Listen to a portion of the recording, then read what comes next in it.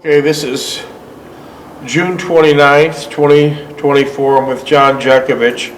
This is the third section we're reading today, and it's chapter 5. It's Getting to Know You. That's based on Mr. Jeckovich going on leaves on weekends at Owensboro, and he met a girl named Ann, and that's Ann Mahaney. Ann Mahaney, and that's what this book is about. It was a little after 1500 hours when our weapons were inspected and were free until retreat at 1700 hours. No one can imagine the confusion and congestion that would occur when 35 men wanted to shower at the same time in a facility equipped with only 10 sinks and 6 showers.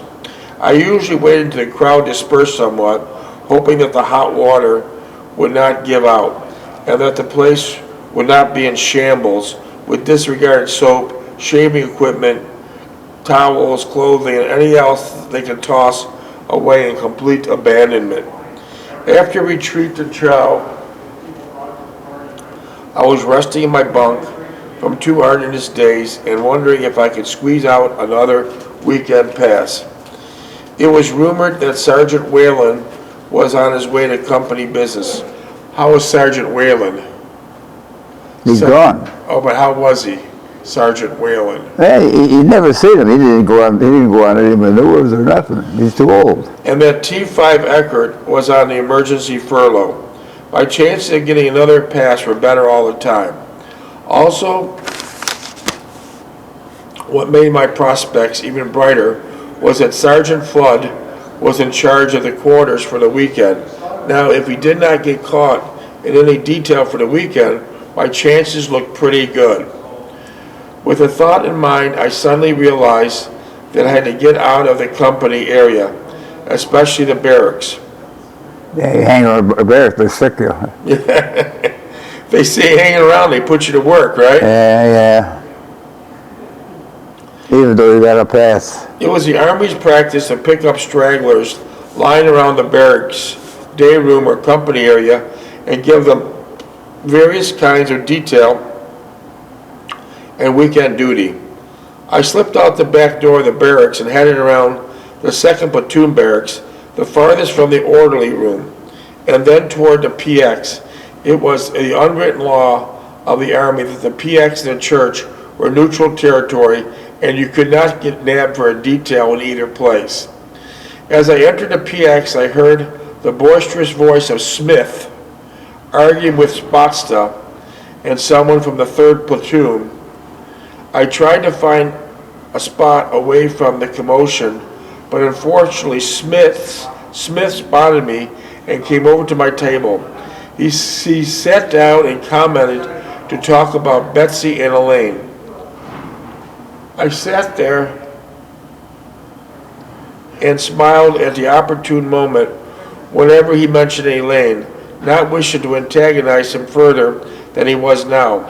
He had been drinking all day, in all likelihood since retreat, and I knew instinctively that he would be here until closing.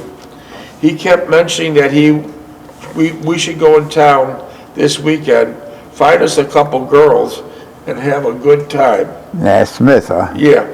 Yeah. I wondered what Betsy would have thought of his behavior, and I was glad I played a very small part in discouraging her from early engagement, or worse yet, an early marriage. It was strange how a person could be so different under dissimilar circumstances. Smith finally got bored and under my no-comment conversation and went back to his table. It was too early to call Ann, and besides, the PX was getting noisy. I walked out into the fresh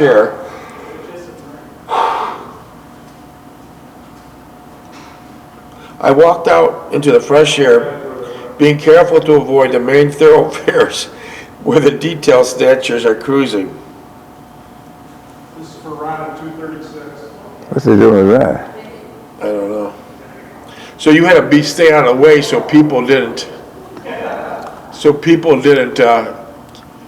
Give you. You had to stay out of the way so people didn't give you details to do, right? They see you walking around and say, "We want you to work here or work there." at the Army. Yeah. Yeah. So he had to keep a low profile.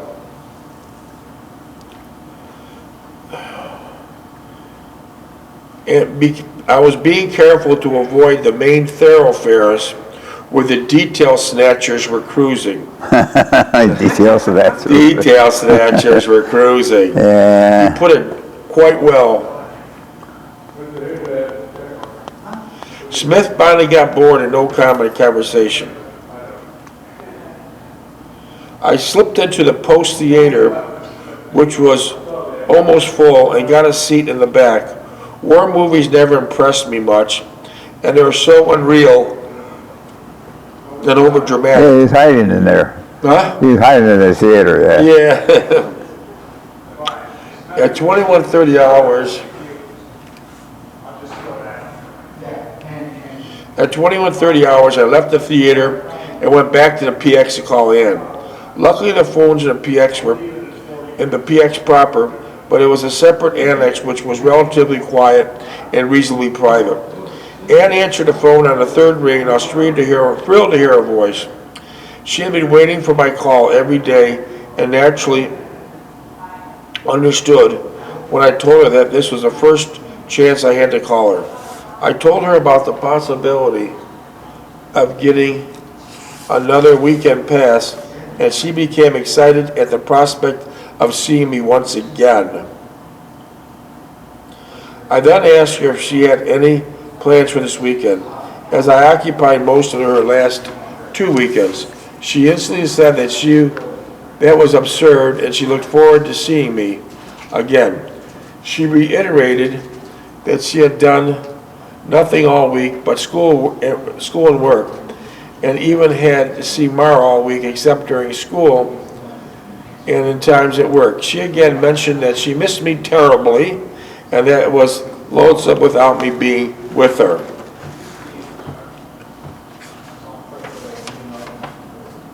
I then said I would call her tomorrow night, Friday, to see if I had to made out as getting the pass.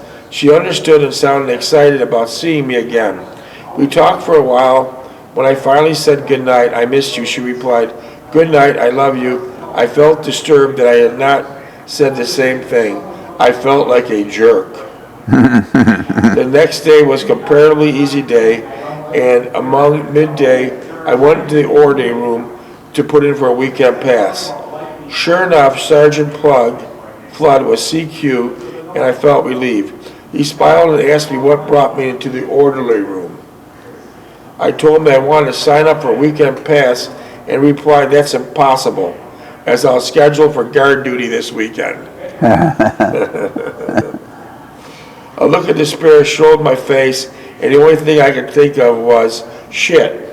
It was only when Sergeant Flood's face lit up into a broad grin, and I knew he was still in contention for a pass. He said he thought of putting me on guard duty, but since I've done such a great job on the exercise, he decided to give me a break. Besides, he explained, Baker was the sergeant of the guard, and you had enough of Baker during this exercise. We talked at great length, and he again hinted that I was in line for a promotion, and shortly things would be popping up around me. I thanked him for the pass and walked out of the orderly room, relieved and happy at the prospect of seeing Ann again. Then you get out of there fast. Yeah. I began to dwell on all things we could do this coming weekend. Perhaps a good show, not a war movie, but a deeply romantic 20 minutes. One with a bunch of well-groomed male stars. I would sit close to Ann, touch her stocking leg. After the movie, we'd go to a restaurant with a dance band playing, and I would hold her as we danced the night away. It was very romantic, and I look forward to it becoming a reality.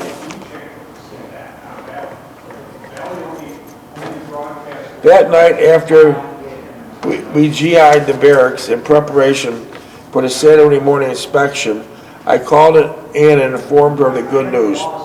She was delighted and said that she would meet me at the bus station. We talked a while. When we said goodbye, I told her I loved her, and she sighed slightly and said she loved me and missed me a great deal. Funny.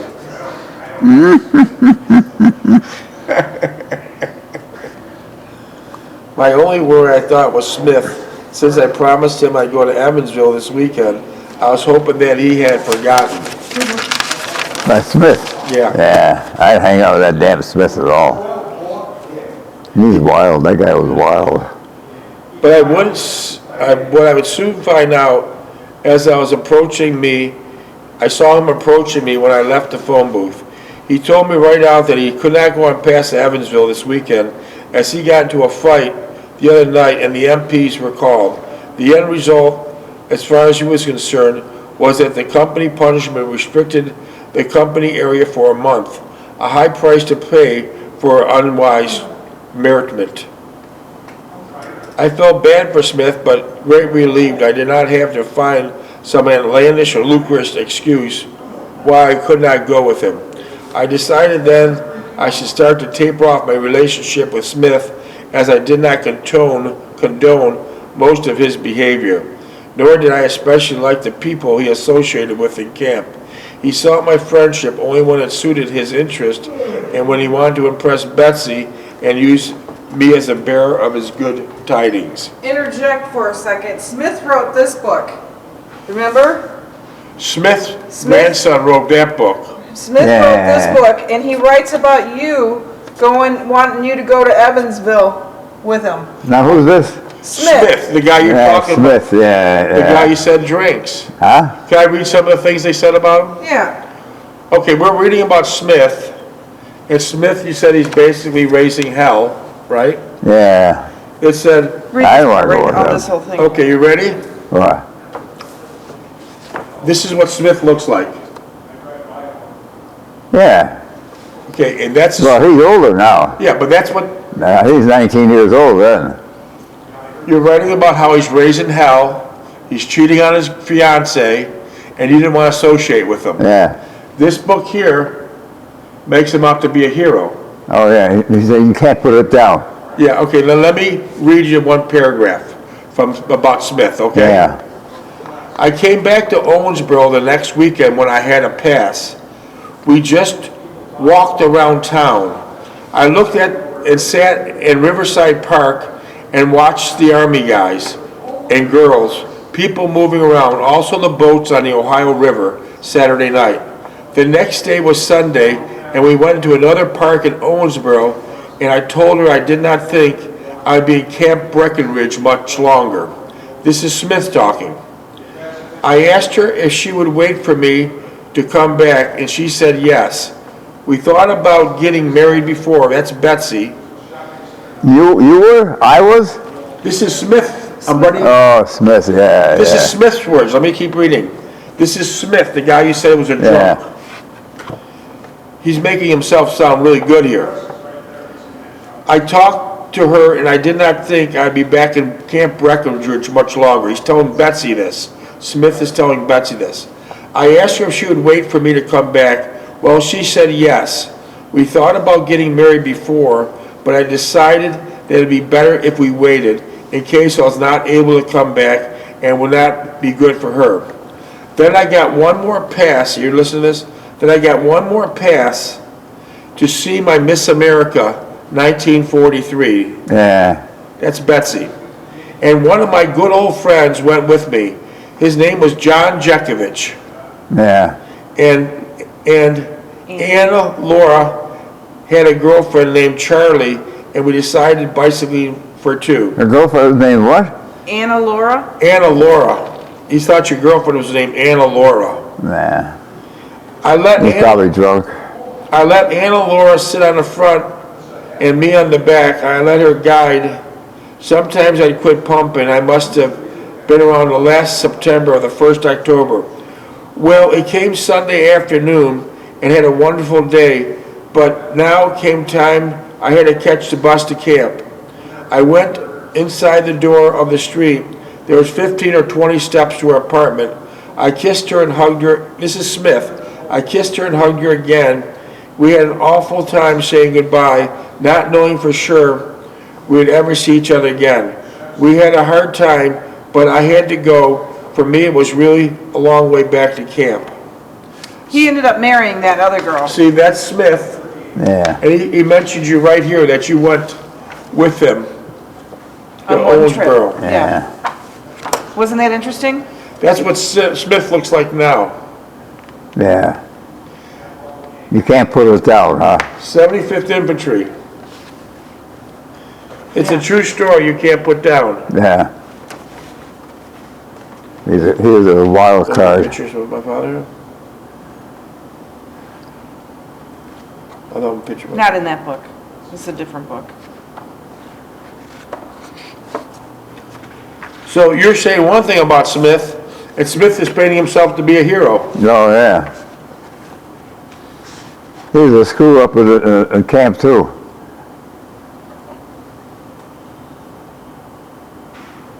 Yeah, isn't that interesting? Oh, they're going on and on about all the stuff he did. Huh? This book is going on and on about all the shit he did. About who? Smith, about all the great things he did.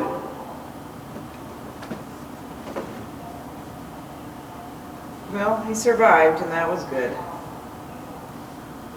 It says Robert Oakley Slagle. You remember Slagle? Oh, yeah.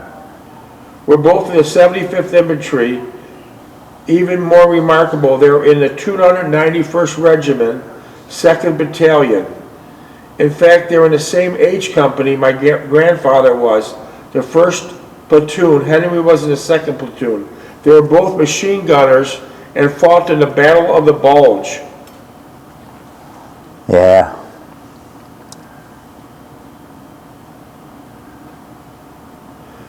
Smith we're talking about, out of respect, is one that I treasure greatly, as I learned so much from him as a person and as a veteran.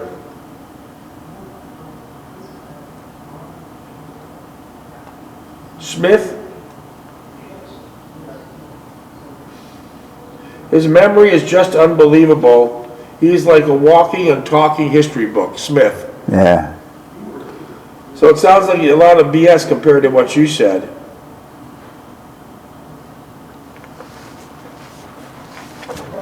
But you're mentioned in his book. Huh? You're mentioned in his book. I did? You're in his book. You're in his book. Smith talks? Your name is in his book. Yeah, what's he say? It says you and him went to Owensboro together. Huh? In his book, he says you and him went to Owensboro together. Smith is book. Yeah, but I didn't know he went to Owensboro. Well, right here is your name's right there. Yeah. He said you and him went there together.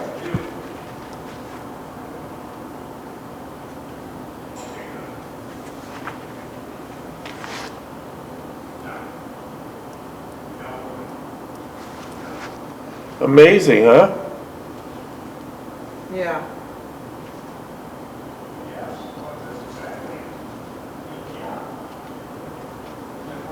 Smith.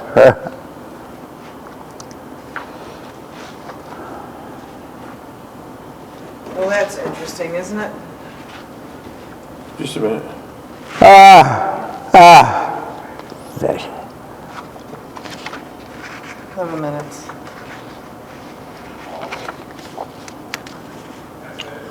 I have told this before, but I want to tell the story again. Went on past from Breckenridge, Kentucky.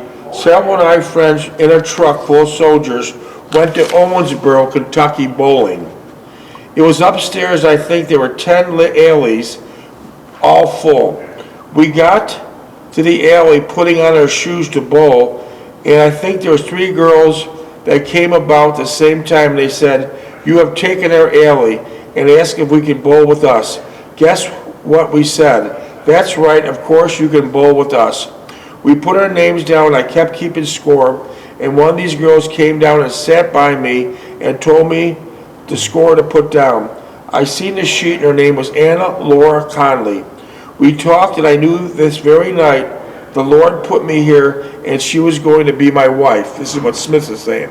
Yeah. Smith's wife, yeah. We walked down the stairs after the game, walked around town and talked. We walked down to Riverside Park. We sat on a bench and talked. When I laid in the snow way off in another land by the name of Grand Halu. How do you pronounce it? Grand Halu. Granolo. Belgium, where there was a couple of feet of snow, 20 below. We were pinned down and could not raise up a little bit before daylight.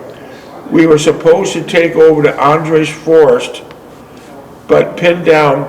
I lay there with 88 artillery shells bursting all around me, throwing shrapnel over my head and everywhere they're throwing snow. The whistling of the shells was awful. I was so cold I could hardly stand it. But by noon, I forgot about being cold, as I was either about to freeze or got used to it. I began to wonder if I would live to get out. I prayed to the Lord and asked Him if He'd just get me back home and have a family. I got back to that wonderful girl that Lord found me in Owensboro, and she was just the girl that I married, and old gray-headed daddy of mine. What a family the Lord given me and my wife. But you said he was cheating on her. Huh? You said Smith was cheating on her. Yeah. Well, he's the character. He's the character.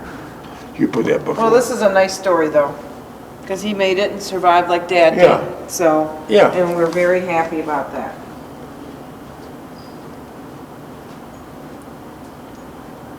I felt bad for Smith, but was greatly relieved I did not have to find some outlandish lucrative excuse to tell him I did not go with him. He sought my friendship only when it suited him, and he wanted to impress Betsy and used me in his bearer of good tidings.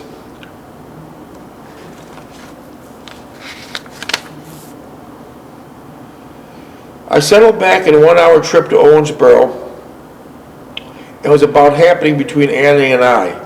I knew Ann was serious about our relationship, and I also knew she was mature and level-headed enough to get involved with anyone just because there was a war on and I was in uniform. I was aware that she attracted to me and I was to her, but I did not want to get into the same situation that Smith and Betsy were in. Smith, we just seen his book. Yeah. That was Smith had a lane. Yeah, and I did not believe I would react as Smith had. I was plowing new uncharted grounds, and I was unsure of myself. I'm sure Ann was having the same thoughts, uncertainty and misgivings. I determined that we'd spend some time discussing it. Isn't it amazing? One book of Sierra Smith and you. How could that's a great chance that would ever happen. 2 books, and they both are mentioned in each other's books. Huh. Isn't that amazing? Well, we're in the same company and everything, Yeah, but think books came out of them. That's the one you couldn't put down. The bus finally pulled into the station, and I was alighted. I could see Ann smiling as she worked towards me. Did Smith ever meet Ann? Oh, yeah. Well, he wanted to go out as a couple, right? I told Ann said the same thing. Stay away from these bad news. He was a drinker Yeah. and raising hell. Yeah, so we kind of avoid. I kind of make it all. When he's going on furlough, going on weekend pass, I told him I didn't get one. I got darn guard duty or something because I knew I wouldn't see him in Owensboro. But in that book, he sounds like he sounds like a devoted father. What? In the book he wrote, he sounds like a devoted husband. He sounded like he was just with his girlfriend in Owensboro, and that was it. Who? Smith. Smith. I stay away from him. I stay from him. He's bad news.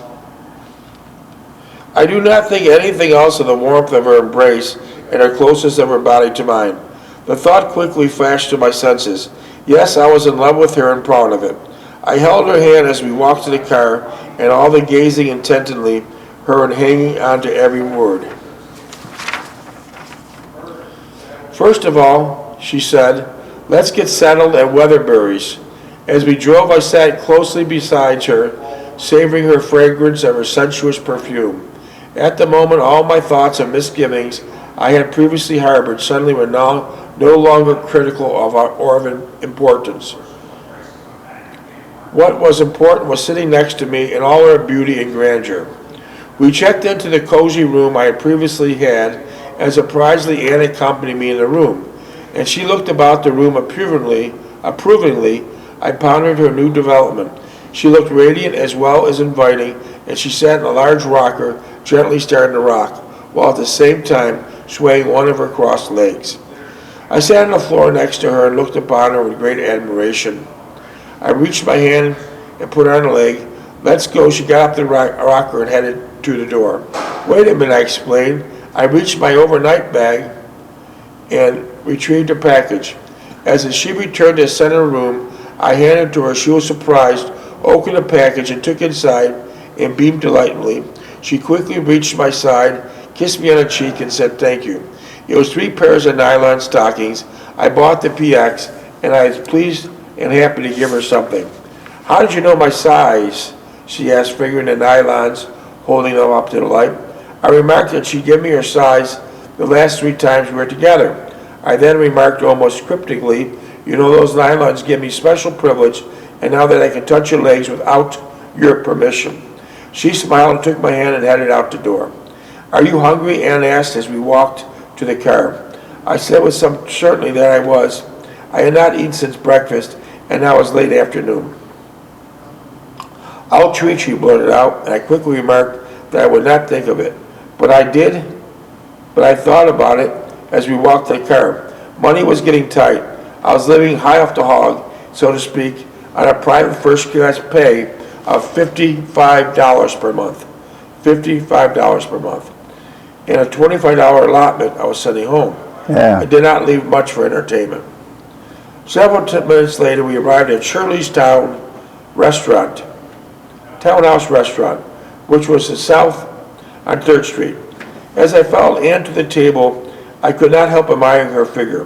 Her buttocks were firm and had a little sway to them as she walked. Ann ordered Southern-style dinner for us, both of us, and as we waited for our meal, I told her again how much I missed her for the last few days.